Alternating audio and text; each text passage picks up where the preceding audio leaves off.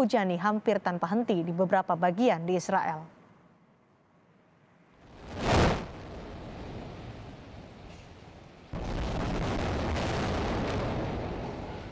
Bangunan berlantai 9 ini adalah apartemen hunian, kantor perusahaan produksi medis, dan klinik gigi. Serangan didahului oleh tembakan roket peringatan dari pesawat tidak berawak.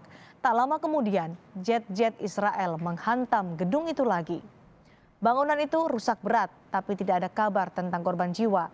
Dan ini menandai pertempuran terberat dan terbesar antara Israel dan Palestina sejak 2014.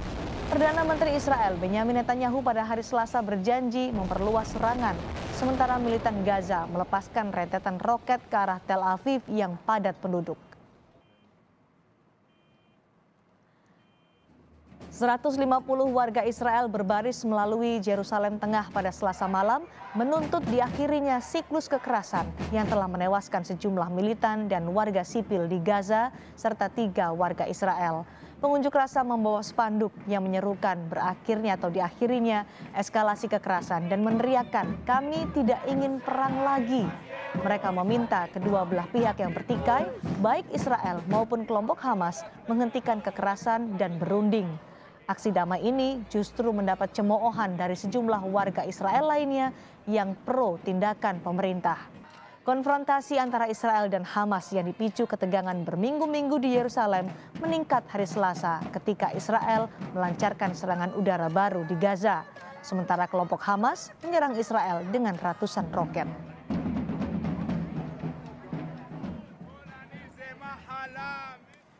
Pemerintah Indonesia mengecam keras tindakan kekerasan Israel terhadap warga Palestina seiring dengan ketegangan di Yerusalem pasca kekerasan yang terjadi di Masjidil Aqsa.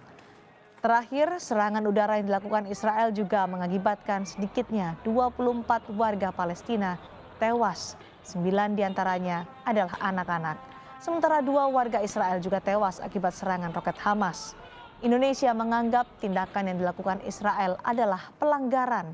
Indonesia mendesak segera dihentikan kekerasan terhadap warga Palestina. Terhadap warga sipil Palestina di wilayah Al-Aqsa yang mengakibatkan ratusan korban luka-luka. Tindakan ini sangat melukai perasaan umat Islam di bulan Ramadan. Pemerintah juga mengutuk pengusiran yang dilakukan terhadap warga Palestina yang telah tinggal di kawasan Sheikh Jarrah sejak puluhan tahun yang lalu. Tindakan ini merupakan pelanggaran terhadap berbagai resolusi Dewan Keamanan yang mengutuk tindakan pendudukan Israel.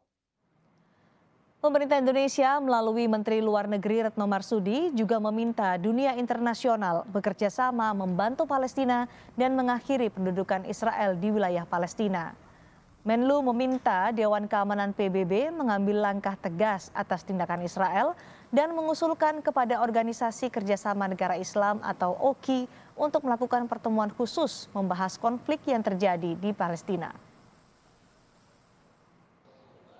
Negara anggota Biro dan memangku jabatan wakil ketua dalam komite tersebut. Indonesia juga mengusulkan agar OKI dan GNB dapat segera melakukan pertemuan khusus untuk membahas masalah ini.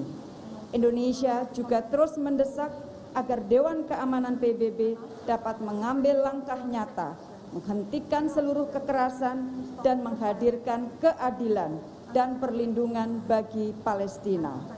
Sudah terlalu lama hak-hak bangsa dan rakyat Palestina digerogoti oleh Israel. Indonesia akan terus bersama rakyat dan bangsa Palestina dalam memperjuangkan hak-haknya. Presiden Joko Widodo juga sudah menyampaikan pernyataan sikapnya pada Senin lalu yang mengecam tindakan kekerasan yang dilakukan Israel. Kami kutip dari situs presidenri.go.id, Presiden Joko Widodo mengatakan Indonesia mengutuk tindakan tersebut dan mendesak Dewan Keamanan PBB mengambil tindakan terhadap pelanggaran yang terus dilakukan Israel. Indonesia akan terus mendukung perjuangan rakyat Palestina.